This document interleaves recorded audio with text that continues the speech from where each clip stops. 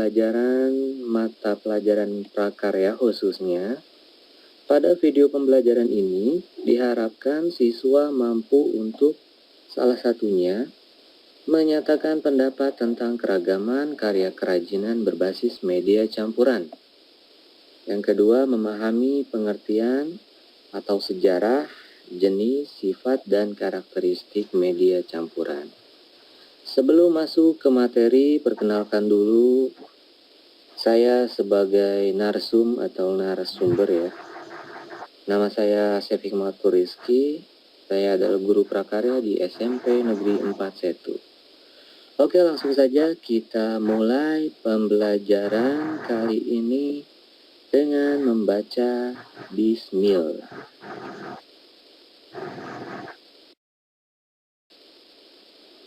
Nah, kerajinan berbasis media campuran.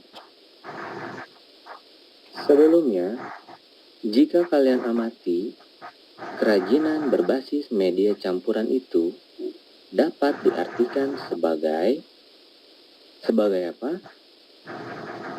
Ini dia. Nah, jenis kerajinan yang menggunakan bahan utama tertentu yang dipadukan sedemikian rupa dengan bahan tambahan agar lebih menarik namun tetap fungsional sesuai fungsi asli kerajinan tersebut ya. Jangan diaduk-aduk lagi. Nah, kerajinan berbasis media campuran ini sebenarnya bisa kita temui di berbagai tempat ya. Khususnya di Pulau Indonesia ini ya, banyak sekali provinsi-provinsi atau kerajinan-kerajinan dari luar Jawa dan lain-lain.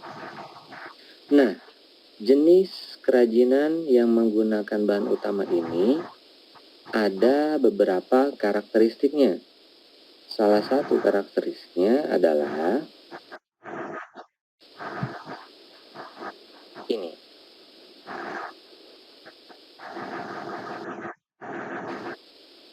Karakteristik dari bahan alam. Jika kalian mengetahui, bahan alam di negara Indonesia ini banyak sekali ya. Tidak hanya kayu, batu, atau logam. Kenapa bisa seperti itu? Ya, yang namanya karakteristik dari bahan alam, semuanya itu bisa digunakan dari alam sekitar yang ada di bumi ini. Kita ambil contoh dari kerajinan kayu. Nah, ada yang tahu apa itu kerajinan kayu? Pak, kerajinan kayu itu kerajinan yang dibuat dari kayu. Ya, kamu salah.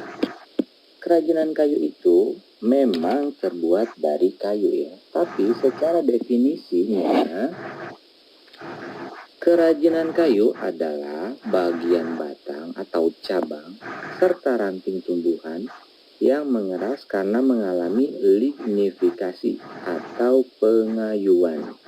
Nah, contoh kerajinan dari bahan kayu itu bisa kita lihat atau kita amati contohnya apa. Tidak usah jauh-jauh ya.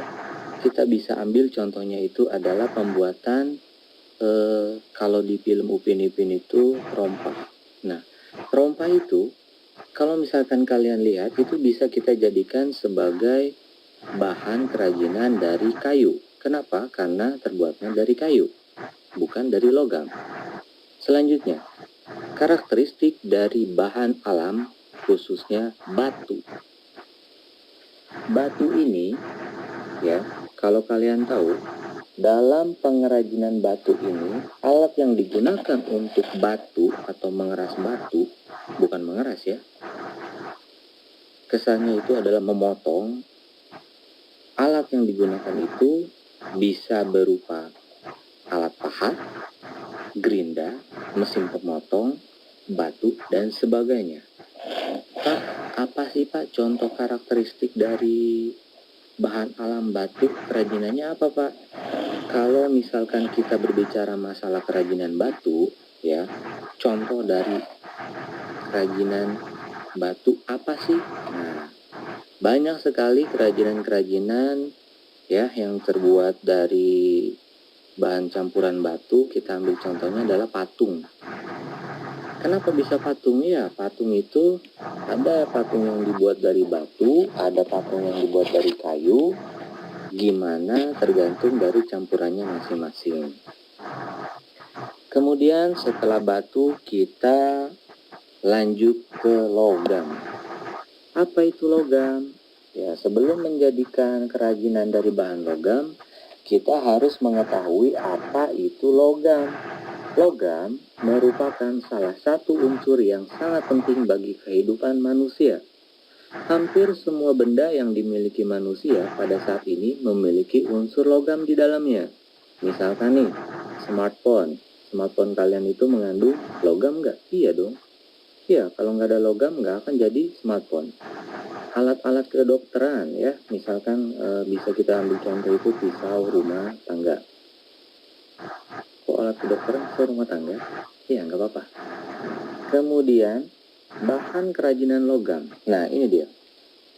Bahan utama dari kerajinan logam ya adalah logam itu sendiri. Maka logam harus mendominasi dari produk kerajinan. Jadi jangan kalau misalkan kalian membuat kerajinan berbasis media campuran dari logam, khususnya logamnya itu sedikit ya, atau persentase logam dan campurannya itu tidak banyak, itu tidak akan menjadi suatu kerajinan dari bahan logam. Oke, selanjutnya kita ke karakteristik dari bahan buatan. Karakteristik dari bahan buatan ini contohnya ada 3 ya.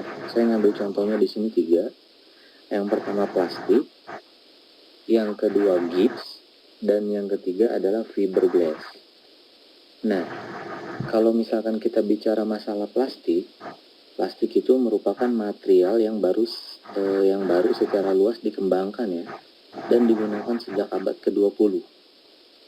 Nah, ini berkembang secara luas, hanya beberapa ratus ton ya, bisa terjadi ya, penggunaannya bisa bertonton itu sejak tahun 1930-an. Plastik sudah menjadi bagian hidup sekarang ini. Iya. Kenapa? Kalau kita belanja juga pakai plastik ya. Tapi, tahukah kalian bahwa plastik itu sangat susah untuk didaur ulang? Bahkan tidak boleh didaur ulang. Kenapa? Karena dari plastik itu ya, yang namanya plastik itu tidak bisa didaur ulang. Jika dibakar juga itu tidak akan habis. Akan menjadi suatu ini kayak hitam-hitam gitu ya, bukan jadi abu, bukan jadi arang ya, tapi tetap jadi plastik. Selanjutnya, karakteristik dari bahan buatan selanjutnya yaitu gips. Ada yang tahu gips? Gips ya, biar saya jelaskan dulu gips. Gips ini hampir sama seperti fiberglass, cuma kalau gips ini bisa dikategorikan sebagai bahan yang lunak dibandingkan dengan fiberglass. Kok bisa? Ya, nanti kalian cari tahu apa itu definisi dari gips dan fiberglass. Jangan lupa contoh-contoh kerajinannya juga kalian cari tahu ya. Selanjutnya ini adalah tugas pembelajaran yang harus kalian isi dari video pembelajaran ini.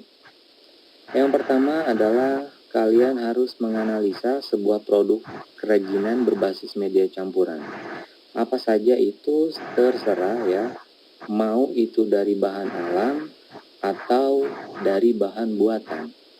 Selanjutnya yang kedua, setelah kalian menganalisa, kalian cari tahu produk kerajinan apakah itu, ya, tergolong karya kerajinan berbasis media campuran apa itu? Media campuran dari bahan logam kah? Media campuran dari bahan kayu kah? Atau media campuran dari bahan buatan ya?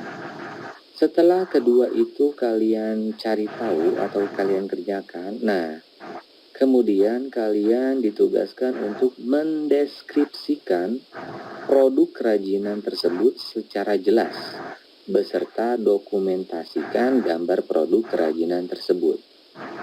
Oke, itulah tugas pembelajaran untuk kali ini ya. Apabila masih ada pertanyaan, kalian bisa langsung menghubungi atau menjapri ya, kalau bahasa gaulnya itu lewat WA saya, nanti akan saya tulis di deskripsi di bawah ini. Ya, demikian tugas pembelajaran atau video pembelajaran kali ini. Semoga bermanfaat, kurang lebihnya saya mohon maaf. Billahi taufiq wal hidayah. Wassalamualaikum warahmatullahi wabarakatuh.